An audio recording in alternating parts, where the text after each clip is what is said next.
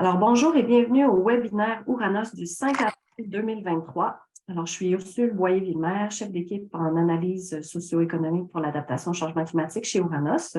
Et donc, bienvenue en ce début de printemps. Aujourd'hui, nous allons aborder le secteur maritime. Donc, au sein de la programmation 2020-2025, le secteur maritime est traité comme un enjeu qui est transversal et qui touche autant les milieux de vie, la conservation des services écosystémiques que les secteurs économiques puisant dans les ressources maritimes et qui doivent s'adapter face au changement climatique. Il s'agit au Québec d'un des bassins de risque où les impacts des changements climatiques sont déjà les plus tangibles et dommageables, et c'est pourquoi on s'intéresse à ces questions aujourd'hui. Dans cette première heure de ce webinaire intitulé « Tendances passées et futures des conditions océanographiques, physiques et biogéochimiques dans le golfe du Saint-Laurent », Peter Galbraith, Nicolas Lambert et Diane Lavoie de Pêche et Océan Canada aborderont donc l'évolution du Saint-Laurent au niveau océanographique. Et dans l'heure qui suivra, on discutera davantage des impacts anticipés et des adaptations nécessaires pour le Saint-Laurent par le biais d'une revue de littérature sur les enjeux d'adaptation au changement climatique dans le parc marin Saguenay-Saint-Laurent. Pour cette première heure, on aura donc trois brèves présentations et les questions seront prises à la fin des trois présentations. Donc, merci de les noter en cours de route. Vous pouvez les inscrire dans le chat. La première présentation portera sur les observations, donc dans l'actuel, alors que les deux suivantes nous amèneront à se projeter dans le futur. Par politesse, on vous demanderait de garder vos micros fermés lors des présentations et lors des périodes de questions, je vous invite à, en priorité, ouvrir le micro, utiliser la caméra ou sinon, vous pouvez mettre vos questions dans le clavardage et je modérerai les questions. Donc, sans plus tarder, passons à cette première présentation qui portera sur les tendances et la variabilité climatique de la température des trois couches d'eau du golfe du Saint-Laurent qui sera menée par Peter Galbraith. Donc, Peter, à vous la parole. Merci. J'ai oublié de vous présenter, en fait, la biographie. Donc, Peter est chercheur en océanographie physique pour Pêche et Océan Canada et membre du regroupement stratégique Québec-Océan. Il s'intéresse au climat du golfe du Saint-Laurent et préside le programme de monitorage de la zone atlantique et publie annuellement l'état du golfe du Saint-Laurent en termes de ses conditions océanographiques physiques. Il contribue également au programme de monitorage du ministère en dirigeant un relevé annuel héliporté de la température et de la salinité hivernale du golfe du Saint-Laurent. Donc, à vous la parole. Bon, est-ce que vous voyez mon écran? Parce que pour moi, ce n'est pas clair. Moi, je ne vois pas effectivement le bon écran. Ça a marché tout à l'heure, hein? Puis là, soudainement, j'ai plein d'affaires qui sont apparues différentes. Puis, attendez, je vais réessayer. On recommence ça. Voilà. Share. Voilà. Bon, c'est bon? D'accord. Donc, variabilité, tendance et variabilité climatique, la température des trois couches d'eau du Saint-Laurent. Je vais vous expliquer c'est quoi ces trois couches-là très bientôt. Donc, toutes les données que je vais vous montrer proviennent du programme de monitorage de la zone atlantique. C'est un programme du MPO qui regroupe les différentes régions, donc Québec, Maritime, Terre-Neuve, Golfe.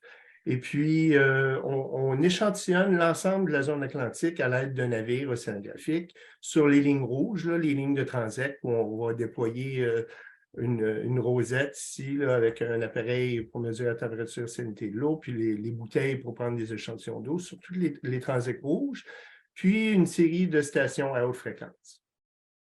Donc, pour le golfe Saint-Laurent, c'est un relevé qui va se produire 4 fois par année.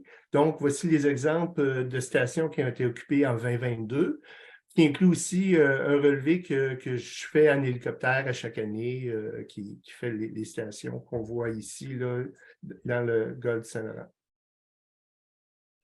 Donc, il y a plein de monde à remercier. Moi, je suis vraiment en bas d'un entonnoir qui reçoit un paquet de données d'un paquet de monde qui me permet de faire cet état de l'océan-là à chaque année. Donc, ce n'est pas l'œuvre d'une seule personne, c'est vraiment une très, très grande équipe qui travaille en arrière-plan pour ramasser toutes ces données-là.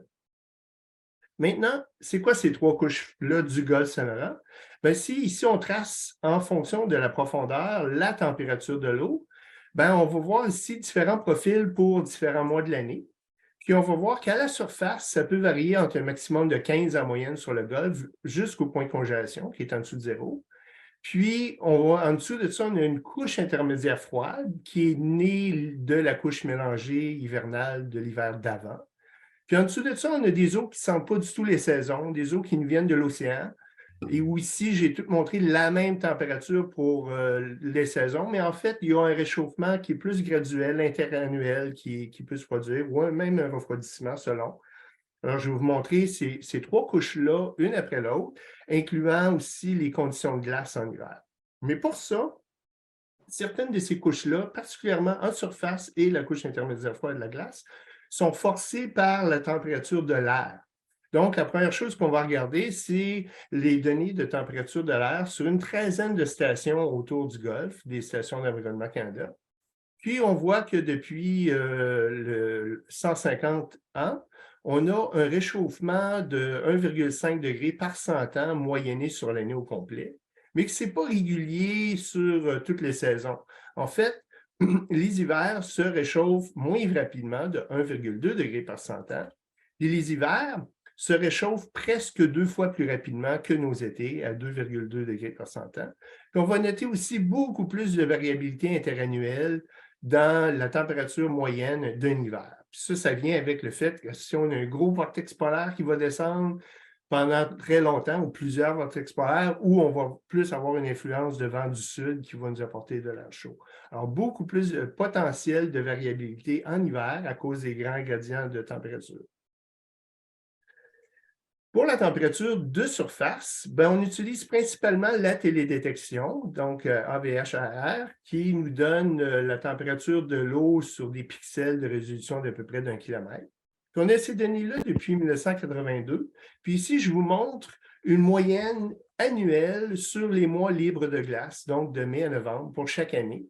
Puis on voit vraiment une tendance, des années froides, des années relativement, on pourrait presque dire stables, puis un réchauffement récent, mais en moyenne, ça nous donne quand même un réchauffement assez important là, sur la période. Puis tout ça, c'est relié à la température de l'air qu'on observe pour un mois de plus, donc de avril à novembre, puis ça explique 73% de la variance entre les deux. Donc, ça nous permet ça de retourner à toutes ces années-là qu'on n'a pas de données de télédétection en utilisant simplement la température de l'air comme un proxy pour la température de l'eau. Puis, on retrouve ainsi de suite avec ça une tendance au réchauffement qui, évidemment, ressemble beaucoup à celle de température de l'air, de 1,1 degré par 100 ans. Donc, il y a eu des périodes chaudes dans les dernières décennies, mais il y a eu vraiment ce recul là, de 150 ans. Là, le Golfe était en moyenne beaucoup plus froid. Maintenant, je vais vous donner un petit cours de la formation de la couche intermédiaire froide, un petit cours 101, là, qui est cette couche ici. Et on commence avec un profil du mois d'août dans le Golfe Saint-Laurent, où on a des températures chaudes à la surface. Puis en allant vers l'automne, on va mélanger cette couche-là et on va avoir de l'air froid qui va la refroidir, puis beaucoup de tempêtes de vent qui vont nous causer une couche mélangée de plus en plus épaisse. On avance au mois de mars, puis cette couche-là va éventuellement atteindre le point de congélation avant de former de la glace. Donc, il est plus froid que zéro pour de l'eau salée, c'est à peu près à moins 1,8. Puis qui va atteindre en moyenne 75 mètres de profondeur. Ça peut sembler peu sur 500 mètres de profondeur, mais la plupart du Golfe n'a pas 500 mètres de profond. Puis en fait, le 75 mètres, ça va chercher 45% de tout le volume des eaux du Golfe Saint-Laurent. Donc, on va refroidir près de la moitié du volume du Golfe Saint-Laurent, près du point de congélation, avant de former de la glace dans le Golfe Saint-Laurent. Ensuite de ça, on va réchauffer ou restratifier, faire fondre la glace, puis avec le ruissellement de printemps, la crue printanière, on va restratifier la surface, puis on va emprisonner cette couche intermédiaire froide-là, qui va se réchauffer tranquillement. Donc, on avance maintenant au mois d'août, et puis on réchauffe encore la surface, la couche intermédiaire froide se réchauffe encore, puis on s'en va à l'automne, alors que la surface se fait refroidir, la couche intermédiaire froide, elle se réchauffe encore jusqu'à temps qu'elle se fasse réenglober par une nouvelle couche de mélange. Donc, on voit la famille des couches selon la saison ici, qui représente comment la couche intermédiaire froide est formée à partir de la couche mélangée hivernale de l'hiver d'avant.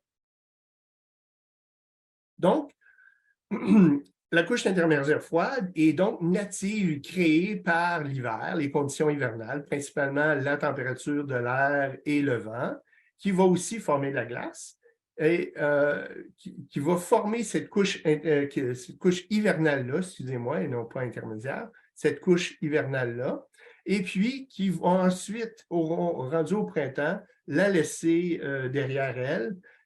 Donc, on voit la connexion entre la couche intermédiaire froide puis les conditions de l'hiver d'avant. Maintenant, regardons la glace dans le golfe Saint-Laurent. Puis, je vous montre ici des cartes de glace durant la semaine de l'année où il y a le plus de glace dans le golfe Saint-Laurent. On voit l'année où on en a eu le moins, en 2010. Il n'y a presque pas eu de glace dans le golfe Saint-Laurent. On voit l'année où il y en a eu le plus, en 2003. Puis on voit un beaucoup plus jeune Peter Galbraith qui, à ce moment-là, atterrissait sur la glace en hélicoptère pour percer un trou dans la glace. Puis des fois, ben, ça prenait toutes ces rallonges-là pour arriver à en percer au travers. Donc, les conditions de glace à l'époque étaient beaucoup plus grandes que ce qu'on voit dans les dernières années. D'ailleurs, sur une climatologie de 30 ans, ben, on voit qu'il y a de la glace mur à mur dans le golfe Saint-Laurent dans un hiver normal, c'est-à-dire que la glace qui va être formée ici va être poussée vers les îles de la Madeleine et vers la côte de Terre-Neuve. Puis, on va avoir aussi de la glace qui va rentrer par le détroit de Belle-Île, de la glace du plateau du Labrador. Mais le golfe va être rempli de glace. Tandis que l'hiver qui vient juste de terminer, ben, on a eu une grande partie du golfe Saint-Laurent où les eaux n'ont jamais atteint le point de congélation, sont demeurées plus chaudes. Et puis, on a eu une absence de glace sur à peu près la moitié du golfe Saint-Laurent. De la glace très, très mince ici. Puis, ça nous a pris une dizaine de jours là, à la fin du mois de février pour avoir vraiment des conditions froides. Là. Sinon, on aurait eu un autre hiver, un 6e hiver sans glace ou presque sans glace en golfe Saint-Laurent. C'est une utilité de cette semaine-là où il a fait très froid à la fin de février. Si on regarde maintenant la progression du couvert de glace depuis qu'on a des données de glace en 1969 du Service canadien des glaces, je montre ici en vert la durée, entre 1 mois et 3 mois et demi à peu près, le volume de glace en kilomètres cubes, la superficie en rouge, puis on voit que toutes ces propriétés-là sont interreliées, sont corrélées ensemble. Puis, en ligne bleue, on a la température de l'air en hiver, mais inversée. Donc, du plus froid pour les hivers où il y a plus de glace, au plus chaud. Donc, de -4 à +4, une anomalie de température sur une climatologie de 30 ans. On voit que la température de l'air est immensément corrélée avec toutes les propriétés de la glace, qui en fait un super bon outil de changement climatique. C'est-à-dire que pour chaque 1 degré de changement de température de l'air, ben, on sait ce que ça va nous donner en changement de volume, en 2 semaines de saison de glace et en superficie. Fait que je peux jouer le même tour que j'ai fait pour la température de surface ici, puis comprimer dans le temps toutes les données que j'ai pour la glace. Et puis, on sait qu'ici, on n'a pas de données de glace, mais on a des données de température de l'air. Alors, je peux les tracer ici pour l'hiver. Alors, cette ligne-là, cette tendance descendante, c'est un réchauffement, parce qu'ici, on a un signe moins là, sur la température. Donc, ça, c'est notre taux de réchauffement graduel de la température de l'air de 2,2 degrés par 100 ans que je vous ai montré au tout début. Puis, si on regarde les seules 5 années où on a eu une anomalie de température de l'air, 2,5 degrés plus chaud qu'une climatologie de 30 ans, bien, ça correspond aux 5 seuls hivers où le golfe a été presque libre de glace dans toute son histoire. Si on recule d'une centaine d'années, ben, on voit que tous les hivers étaient principalement trop froids pour ne pas avoir de glace en golfe Saint-Laurent. Donc, maintenant, on regarde la couche intermédiaire froide, hein, je vous ai dit, qui est native de la couche d'hiver d'avant. Puis, on va la définir avec une température seuil. Habituellement, dans le golfe Saint-Laurent, on utilise 1 degré Celsius. Sur le plateau néo-écossais, on va utiliser 4 degrés Celsius parce que l'eau est plus chaude. Donc, à un seuil de 1 degré Celsius, on va donc définir une épaisseur. Donc, on va pouvoir calculer un volume sur le golfe. Et puis aussi, on peut regarder la température minimum atteinte là, de cette température, de cette couche-là. Donc ici, on regarde des climatologies de 30 ans, notre ancienne climatologie de 30 ans de 81 à 2010. Ici, c'est une carte de l'épaisseur de la couche, donc qui varie entre 0 et plus de 100 mètres ici. Puis ça, cette région ici, c'est un petit peu le poumon du golfe Saint-Laurent. C'est là où il y a la formation plus épaisse en hiver de couches mélangées, et puis ça va laisser derrière la couche intermédiaire froide la plus épaisse et aussi la plus froide. Ici, c'est une carte de température. Puis on va regarder à 3 endroits. On va comparer l'année froide 1991 et l'année chaude 2021. On voit des grandes différences entre les trois. Puis si on empile tous ces graphiques-là, ben on voit qu'en température minimum, ça peut varier de 2 degrés Celsius. Puis en hauteur de la thermocline, là, ça peut varier de plus de 75 mètres. C'est sûr qu'ici, ce changement-là est partiellement attribuable au changement de la couche intermédiaire froide et aussi attribuable au réchauffement profond là, qui va pousser cette thermocline-là plus haut. Peter, il faudrait se diriger vers les conclusions bientôt. Pardon? Est-ce que c'est possible de se diriger vers les conclusions bientôt? Ah oui, mon Dieu, OK, d'accord. Mon rôle de gardien du temps. Oui, OK. Bon, donc je vais sauter ça, je vais me rendre aux eaux profondes. Puis, les eaux profondes du golfe Saint-Laurent sont un mélange d'eau froide du Labrador, d'eau chaude du Gulf Stream, qui se mélangent dans la région ici, qui vont être suctionnées dans le golfe Saint-Laurent en quelques années. Donc, 2 ans pour se rendre ici, 2 ans pour se rendre ici, un autre 3 ans pour se rendre. Puis, on peut regarder la progression de ça avec le maximum de température profonde qu'on peut cartographier. Puis on a vu à partir de 2010 une anomalie chaude apparaître. Puis on voit qu'au fil des années, là, on a vraiment atteint des grandes températures, des grands changements. Là. Puis, si on compare entre 2009 et 2022, bien, le Golfe a réchauffé de 1,8 degré à sa température minimum. Donc, si on regarde la tendance vraiment à long terme, là, des températures de 300 mètres jusqu'à 150 mètres, bien, on voit un réchauffement. On a des records centenaires là, à 300 mètres, 200 mètres et 150 mètres dans le Golfe Saint-Laurent actuellement. Donc, c'est la slide résumée. Là, je ne suis pas obligé de vous la lire. Je peux terminer maintenant. Bien, merci beaucoup. Ça nous permet quand même d'apprécier qu'à la fois en surface avec la dynamique de la glace dans la couche intermédiaire, mais aussi en profondeur, on voit des changements qui sont déjà observables, mesurables et qui nous permettent d'apprécier l'évolution océanographique du Saint-Laurent. Maintenant, on va se diriger vers qu'est-ce que ça fait au niveau de la biogéochimie notamment et comment est-ce qu'on peut se projeter du passé en regardant un peu plus vers le futur. Donc, les 2 prochaines présentations porteront sur ces conditions océanographiques et biogéochimiques. Alors, il s'agira de de Nicolas Lambert, suivi de Diane Lavoie. Donc, Nicolas Lambert est un assistant de recherche spécialisé en océanographie physique à l'Endroit de pêche et océan depuis 10 ans. Il travaille principalement dans la programmation de modèles numériques visant à modéliser les processus physiques et biologiques qui ont lieu dans les eaux du golfe du Saint-Laurent afin de mieux comprendre son évolution à travers le temps. Il fait également partie d'un projet qui a pour but l'analyse des résultats de différents modèles de changement climatique du GIEC et le développement de modélisation régionale afin de mieux comprendre les effets des émissions anthropogéniques de gaz à effet de serre sur les conditions océanographiques de l'Est du Canada. Et donc, il collabore avec différentes équipes de Pêche et Océan Canada et d'Environnement et Changement climatique Canada. De son côté, Diane Lavoie est chercheuse principale à Pêche et Océan Canada à l'Institut Maurice Lamontagne. Elle travaille au développement de modèles couplés physiques biogéochimiques dans l'Atlantique Nord-Ouest, en particulier dans le golfe du Saint-Laurent. Le modèle du golfe du Saint-Laurent a été utilisé pour comprendre la dynamique du système, l'impact des grands barrages hydroélectriques notamment, et aussi les processus qui conduisent à une forte agrégation de zooplancton dans certaines zones, en relation avec la présence d'espèces de baleines menacées. Et elle travaille également au développement de systèmes de réduction d'échelle pour prévoir les changements futurs dans la production primaire, l'hypoxie, l'acidification des océans. Elle travaille en collaboration avec d'autres instituts de Pêche et Océan Canada, des universités canadiennes et américaines pour le développement des modèles d'évaluation des impacts sur les espèces. Et elle est membre de divers groupes de travail du côté de Pêche et Océan Canada, mais aussi du côté de la modélisation, l'analyse, la vie, les services, ainsi que la chimie des océans, le groupe de travail MPO et NOAA sur l'acidification des océans, Méopar ainsi que le comité Argo du BGC canadien. Donc, je laisse la parole à Nicolas d'abord, suivi de Diane.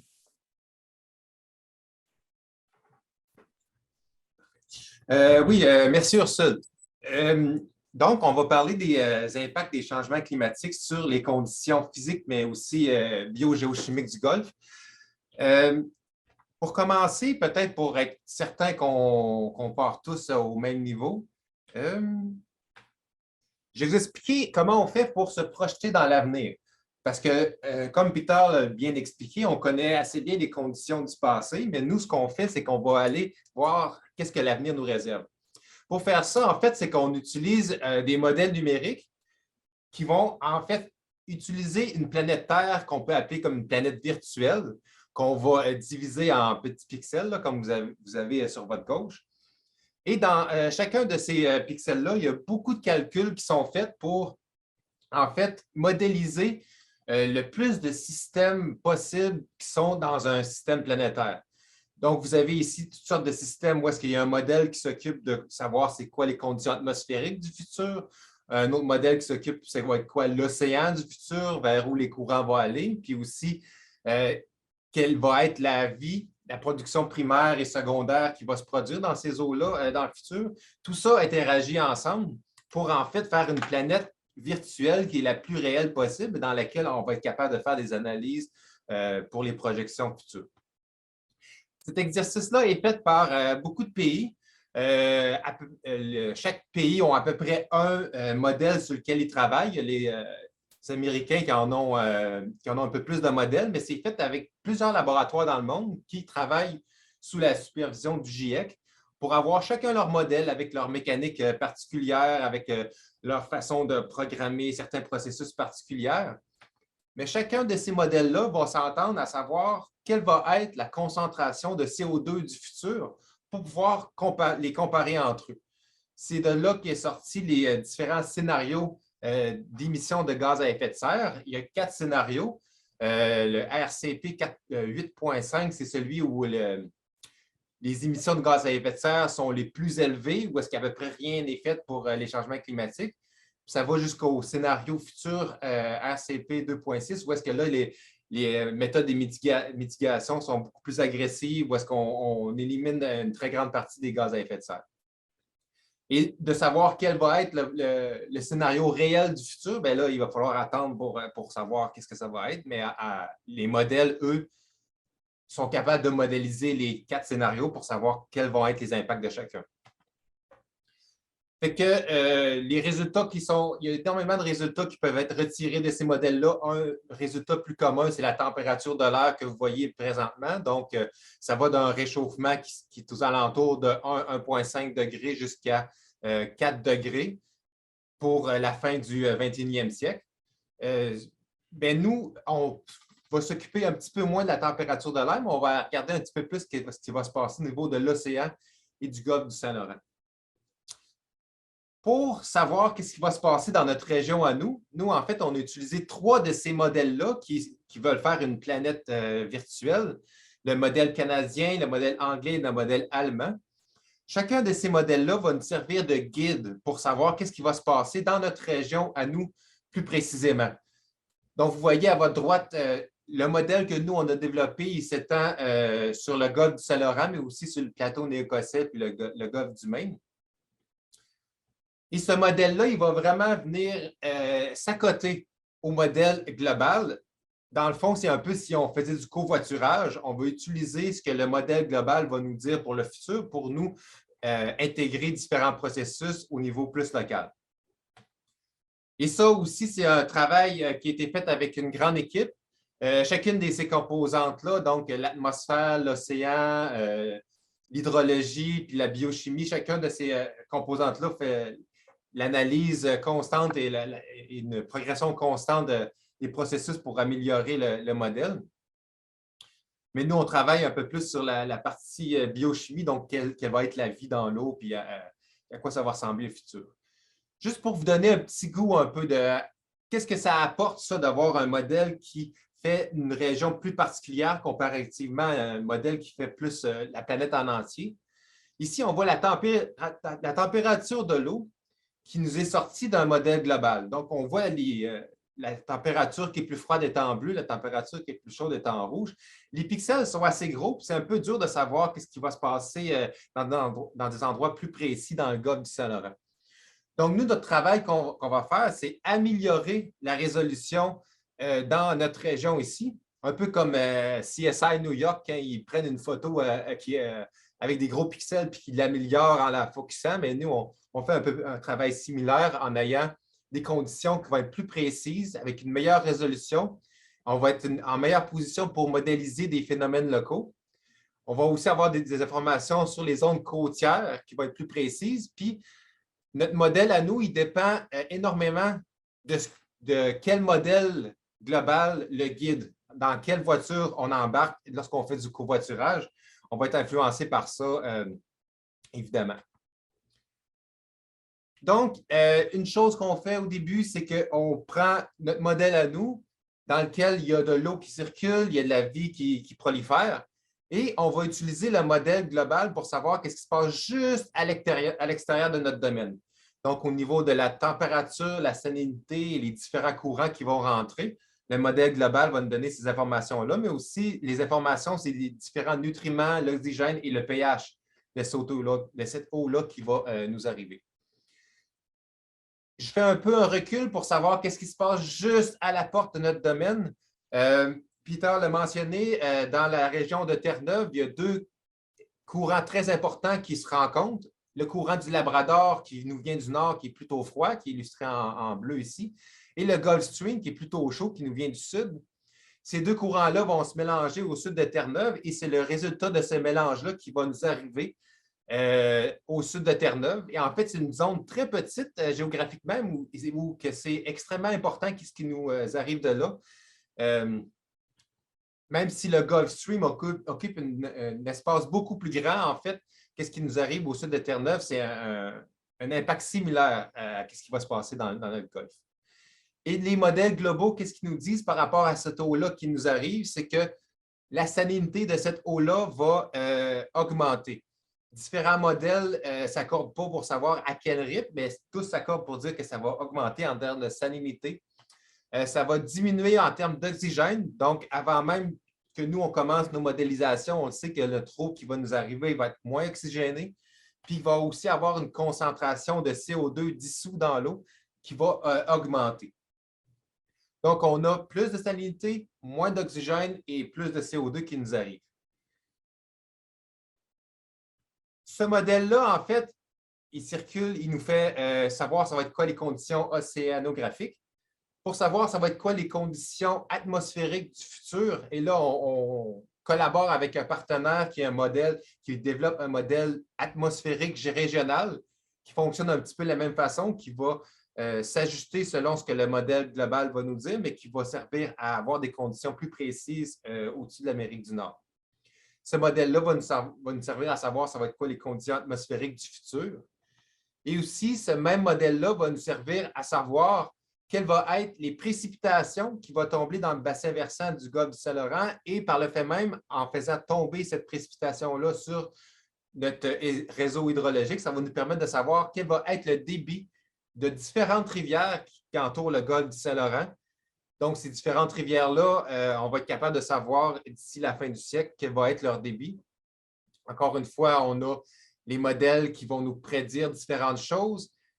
Pour le débit, ça change énormément d'une année à l'autre. C'est pour ça que vous voyez les courbes qui bougent beaucoup de haut en bas. Mais encore une fois, tous les modèles s'accordent pour dire que ce débit-là va augmenter globalement dans l'ensemble des rivières.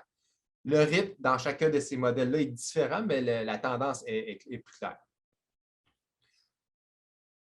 Toute cette paramétrisation-là nous permet d'avoir des résultats sur notre domaine. Il y a énormément de résultats hyper intéressants qu'on peut aller voir un peu partout, mais nous, on va se concentrer dans ce qui se passe dans le chenal laurentien.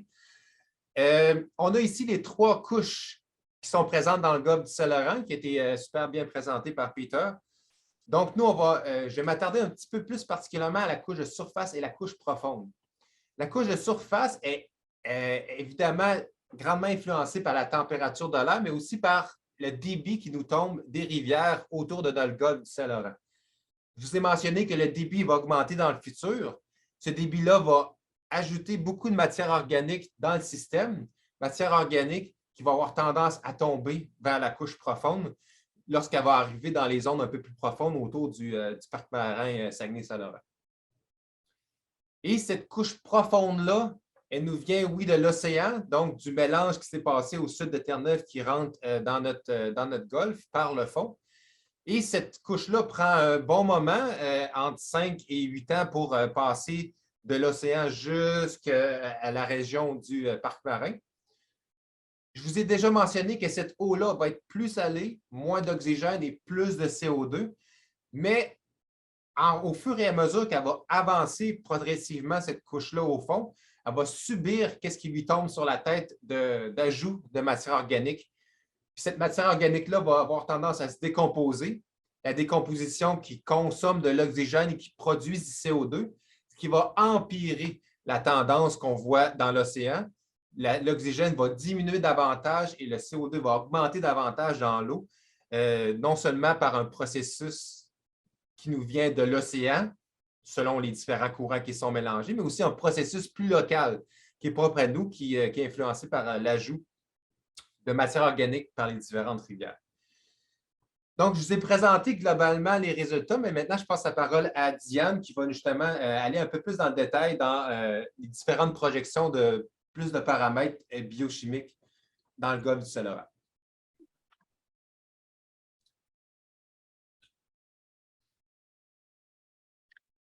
Oui, merci Nicolas. Très bien expliqué tout ce qu'on fait pour en arriver à faire les projections. Ce sera pas long, je vais partager mon écran.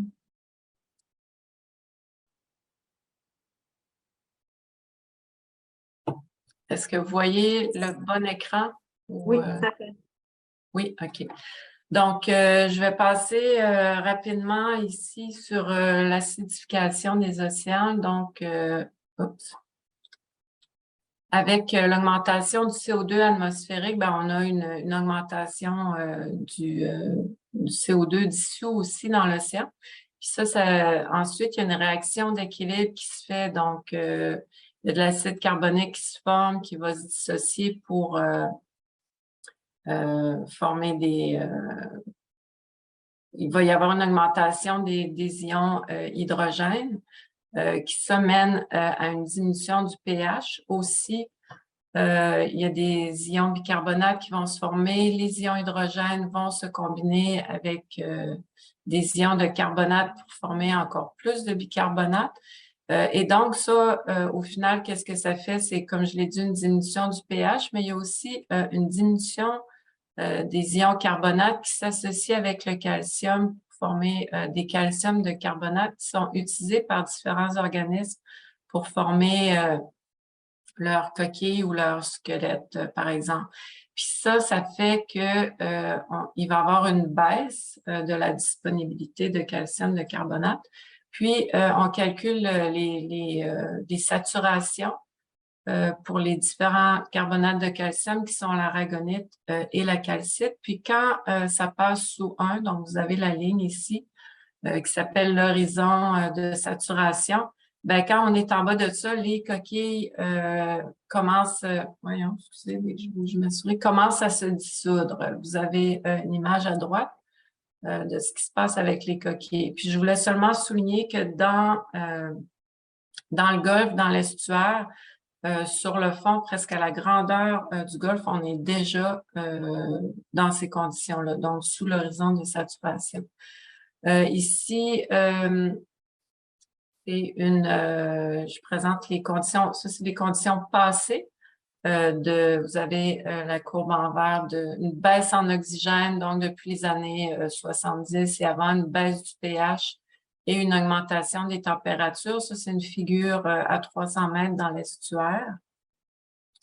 Puis, on voit que ces changements-là ont été causés par différents processus. Donc, comme Nicolas et Peter en a parlé, il y a les processus externes qui affectent les conditions à l'intérieur ainsi que l'apport des rivières. Donc, il y a une récente étude qui a montré que la diminution de l'oxygène et aussi du pH là, par la même occasion, jusque dans les années 2000 à peu près, était causée par un changement dans la composition des masses d'eau, donc dans qui se mélangent ici, qui viennent dans le golfe, et par une eutrophisation, donc une augmentation de l'apport des nutriments des rivières qui mène à une plus grande production primaire, la matière organique qui chute, se décompose, donc il y a une plus grande consommation d'oxygène et par le fait même de CO2 relâché. Par la suite, à partir des années 2008 à peu près, donc les fortes tendances au réchauffement et encore des diminutions de pH et d'oxygène, dans cette étude-là, ils ont conclu que c'était plutôt dû à un changement dans la proportion des masses d'eau. Donc, le mélange ici qui se fait au sud des Grands Bancs. Donc, il y a une plus grande proportion des eaux qui viennent du Gulf Stream. Ça, ici, je voulais montrer un peu les zones d'influence. C'est des tests qu'on a fait il y a quelques années. Donc, si on augmente l'apport en nutriments du Saint-Laurent, on voit ici la zone d'influence sur l'oxygène au fond. Donc, ça causait une diminution dans cette zone-là d'une plus grande production primaire. Et au contraire, quand on change les conditions frontières, on voit que c'est surtout la partie est qui est affectée. Si on revient maintenant à la tête du chenal laurentien, ici, c'est une figure encore pour illustrer les courants. On voit la salinité. Sous l'effet de la marée, en plus pour ajouter à ce que Nicolas a parlé, donc sous l'effet de la marée, il y a les masses d'eau profondes qui vont passer, ici c'est un peu à l'envers, mon graphique, désolé, c'est les masses d'eau profondes vont passer par-dessus le seuil à la tête du chenal, là, près de Tadoussac, se mélanger et revenir. Donc, en plus de l'apport d'éléments nutritifs qui viennent des rivières, il y a une grande proportion des nutriments qui viennent des eaux profondes.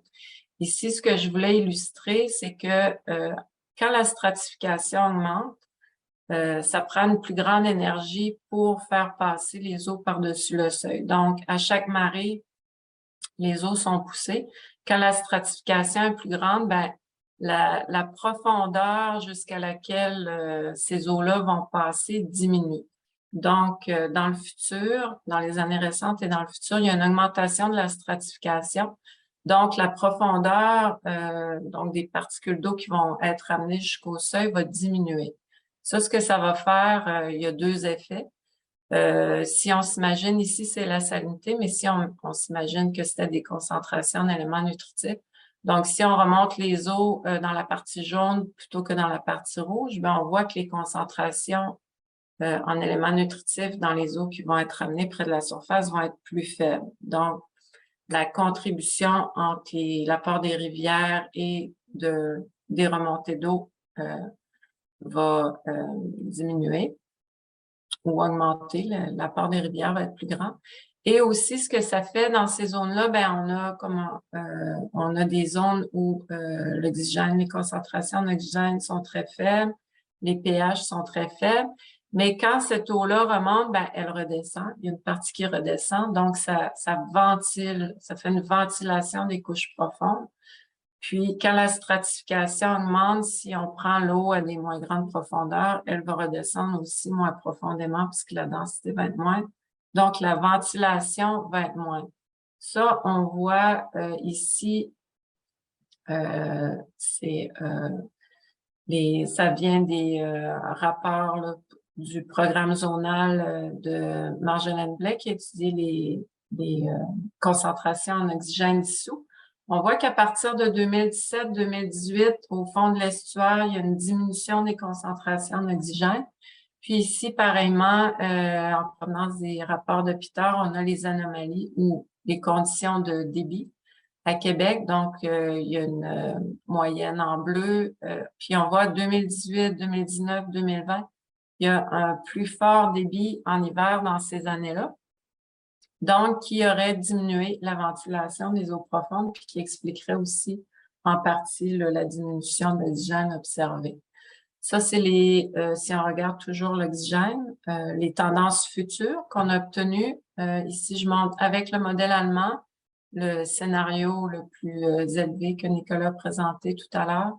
Pour différentes couches, 100, 150 mètres, 200, 300 mètres. Donc, ça, c'est les conditions contemporaines, si je peux dire, là, la moyenne sur 20 ans. Comparé à la différence entre les conditions futures et les conditions actuelles. Donc, on voit que dans les deux cas, on a une diminution de l'oxygène dissous. Je ne sais pas si vous voyez les petits points noirs là, qui sont superposés. Ça indique que ce sont des changements significatifs. Donc, le changement futur est plus grand que 2 fois la déviation standard des conditions contemporaines. Puis, ça ici, vous avez la moyenne sur le golfe ici. Donc, la tendance moyenne pour cette couche-là et la tendance moyenne pour la couche plus profonde. Puis ici, ce que je voulais montrer qui est intéressant, c'est que si on revient là aux conditions frontières que Nicolas a montré tout à l'heure dans la boîte SB ici, ça, c'était les tendances moyennes à la frontière obtenues avec différents modèles qu'on a utilisés. Mais si je me concentre sur le MPI, qui est le même modèle qu'on a utilisé ici. On voit que la tendance à la frontière est de moins 5,5 millimoles par mètre cube par décennie, ce qui est un petit peu plus faible que les tendances que j'ai ici. Donc, les tendances à l'intérieur du golfe sont plus grandes que les tendances qui nous arrivent de l'extérieur. Ça, c'est à cause de l'effet local aussi qui ajoute à cette diminution-là, puis qui, dans ce cas-ci, serait lié beaucoup à l'augmentation de la stratification. Donc, ici, j'avais oublié de mentionner que c'était pour la moyenne dans la couche 100 à 400 mètres. Maintenant, si on regarde pour les changements de production primaire, donc j'ai mentionné tout à l'heure un apport accru des rivières, une diminution du flux dû à l'upwelling. Puis, sur toute la zone aussi, on note, ici vous avez les changements en nitrate, donc entre la période future et actuelle. Il y a aussi une diminution de nitrate à la grandeur du domaine, due à une diminution de l'apport aux frontières, mais aussi encore à l'augmentation de la stratification. Mais on voit que les changements sont significatifs seulement dans cette zone-là. Ça amène une diminution de la production primaire. Ici, j'ai pas de figure de production primaire, mais je vous montre les changements de diatomée. Malgré qu'il y a une diminution de la production primaire, on voit que dans l'estuaire, il y a une augmentation des diatomées. Ça, c'est causé par les changements sur la pression de broutage. Donc, il y a une diminution du mésozooplancton, donc les gros zooplanctons, qui est causée par une augmentation de la température qui augmente la mortalité. Maintenant, si on regarde le système des carbonades, vous avez ici le long du chenal laurentien, un transect. Donc, on peut voir, comme je disais tout à l'heure, faible pH à la tête du chenal, même emplacement que pour les faibles conditions d'oxygène ainsi que de DIC. L'alcalinité, les fortes alcalinités viennent plus de l'extérieur, alors qu'il y a comme une dilution là, des plus faibles alcalinités en provenance des eaux douces. Ici, si on regarde à la surface, pour le carbone inorganique dissous, l'alcalinité, le pH et les saturations en aragonite, on voit encore beaucoup l'influence des eaux douces. Ici, vous avez les conditions en hiver et au printemps. Désolée, j'ai pas eu le temps de tout traduire mes acétates.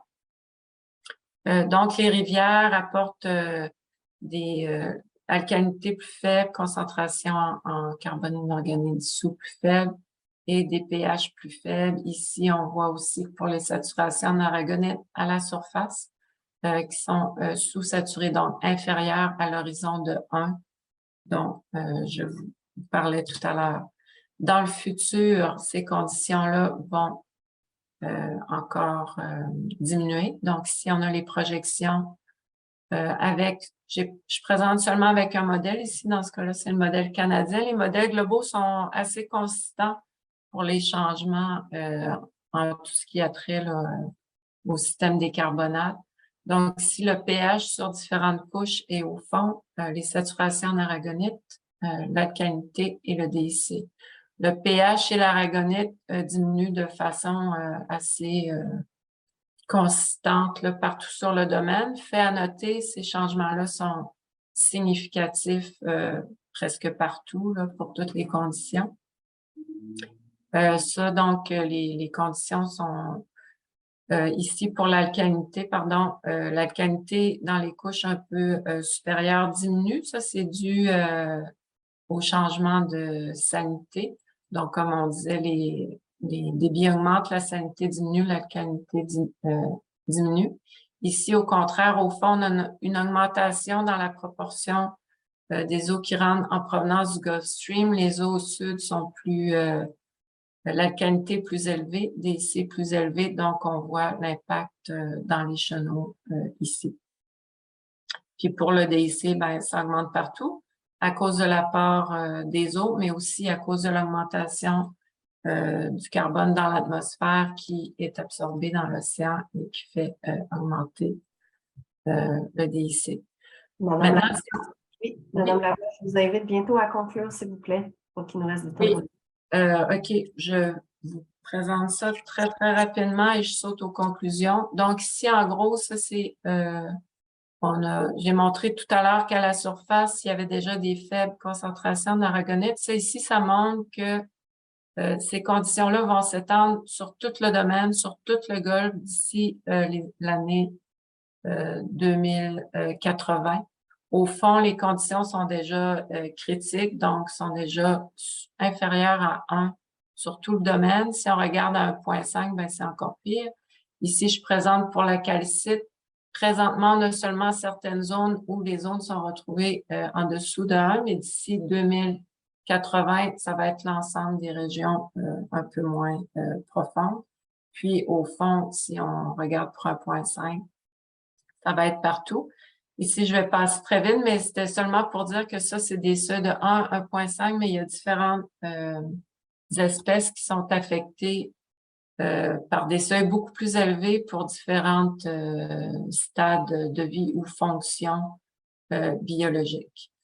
Donc, les conditions sont déjà critiques dans l'estuaire et dans le golfe en ce qui concerne l'oxygène dissous, le pH et les saturations en carbonate de calcium.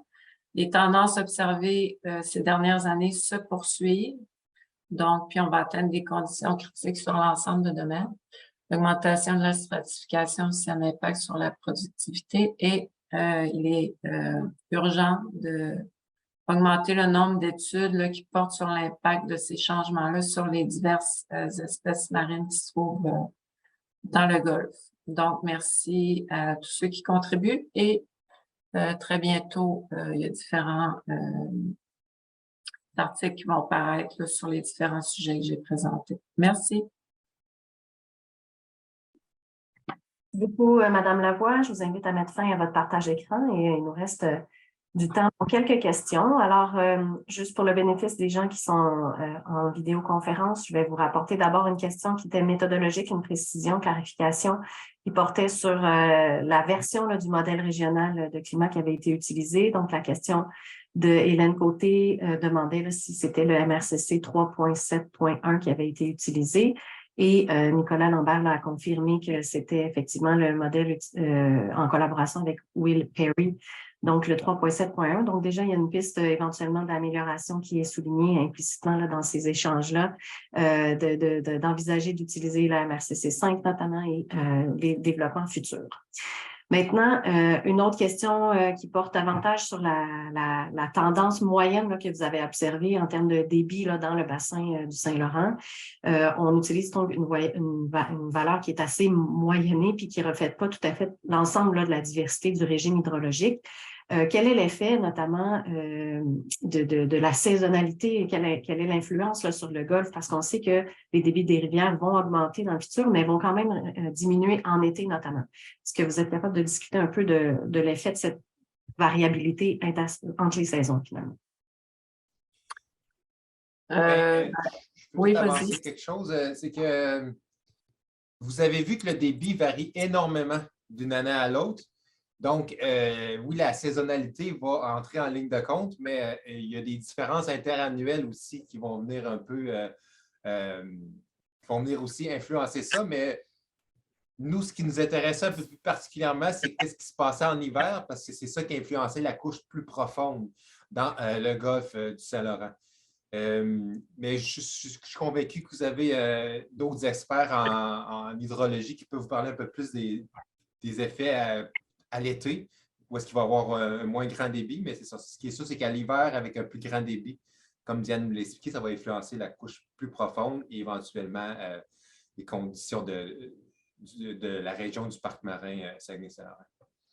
Madame Lavoie, est-ce que vous vouliez... Oui, bien, est-ce que la question portait sur les projections ou sur la période actuelle? Parce que si... Sur le futur. OK, sur le futur. Bien là, sur le futur, présentement, ce qu'on a, c'est il n'y a pas de changement de saisonnalité.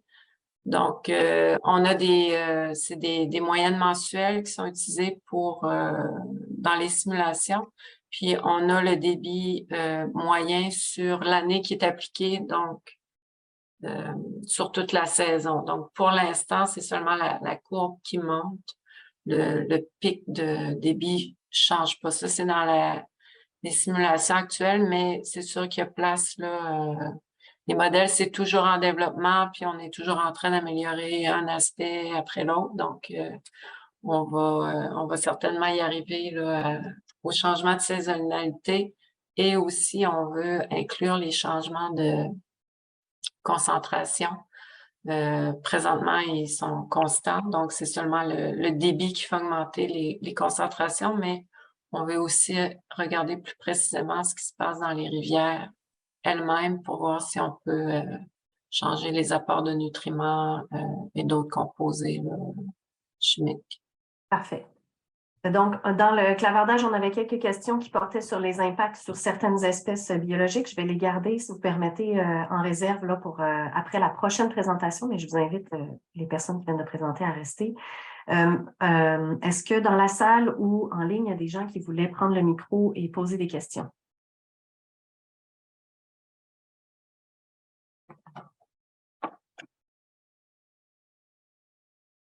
On a une question. Oui, moi j'ai une question, je pense que vous ne voyez pas. Salut. Bonjour Dominique. En fait, je me demandais, vous parlez de modèles qui sont vraiment en basse résolution. Vous regardez vraiment une pastille, dans le fond, sur la planète. Je n'ai pas bien compris, c'est quoi le processus pour passer des résolutions, par exemple, CAN ISM2, qui a une résolution très, très basse, qui ne voit pas grand-chose, dans le fond, dans le domaine que vous avez montré, pour créer cette information-là que vous avez parlé tantôt, Nicolas, là, quand vous parlez de la photo CSI, est-ce que vous avez fait du statistical downscaling sur cette région-là ou vous avez juste pris les données de GCM qui sont brutes? Oui, en fait, il y a plusieurs méthodes différentes qu'on peut utiliser. Puis oui, comme tu mentionnes, le modèle canadien, la résolution est plutôt faible. Dans le cas qui nous intéresse ici, ce qu'on a fait, c'est qu'on s'est surtout attardé aux tendances que ces modèles-là allaient projeter dans le futur. Parce que les valeurs elles-mêmes, parfois d'oxygène ou de nutriments, n'étaient pas tout à fait réalistes, mais si notre modèle nous disait que dans les eaux de l'océan, il allait avoir moins d'oxygène dans le cas qui nous intéresse, puis on appliquait cette différence-là à nos frontières. Puis qu'après ça, notre modèle à nous, bien, il servait de ces modèles, de ces données-là pour faire son calcul, puis ces différents processus. Oui, peut-être si je peux préciser aussi, là, c'est que, comme Nicolas dit, on a ajouté la tendance, mais à notre climatologie. Donc, nous, on a des données à haute résolution. Donc, le modèle, on l'utilise aussi pour faire des simulations dans le passé. Donc, pour les simulations du passé, on a vraiment fait récolter toutes les données qui étaient disponibles pour avoir les meilleures conditions initiales et frontières possibles. Puis, ce qu'on fait pour le futur, c'est qu'on va extraire les tendances, comme Nicolas dit, puis on l'applique à notre climatologie. Donc, on a vraiment des données à plus haute résolution, puis on ajoute la tendance aux frontières pour avoir aussi des meilleures données là, que ce que les modèles globaux donnent. Donc, je retiens une réflexion là, sur la calibration, la régionalisation de ces modèles, puis la manière là, de faire des scénarios de ces paramètres là, plus spécifiques au niveau océanographique qui pourraient être intéressantes à poursuivre en aparté. Je me permets une dernière question là, qui provient du clavardage également. On a vu dans votre présentation l'importance de la stratification, puis aussi des arrivées en nutriments liés au Saint-Laurent. Donc, selon vous, là, comment est-ce qu'on peut limiter les nutriments qui proviennent des cours d'eau si les débits augmentent? C'est un des leviers qu'on a pour essayer d'éviter le point de rupture en termes de quantité d'oxygène disponible dans le Saint-Laurent. Qu'est-ce que vous en pensez? Ça, on va avoir des réponses un peu plus précises bientôt parce que justement, on a une collaboration là, avec la province de Québec qui veulent analyser un peu s'il y a des choses qui pourraient être faites au niveau des usines de rejet puis agricoles. C'est sûr que de façon préliminaire comme ça, là, juste des petites choses qu'on avait regardées, je pense pas que ça va être l'élément principal. Là. Donc, on voit qu'il y avait vraiment la circulation, ce qui provient de l'extérieur, ventilation. Puis, oui, il y a la part des rivières qui va devenir plus important. Puis, c'est sûr que ça va jouer, ça joue un rôle.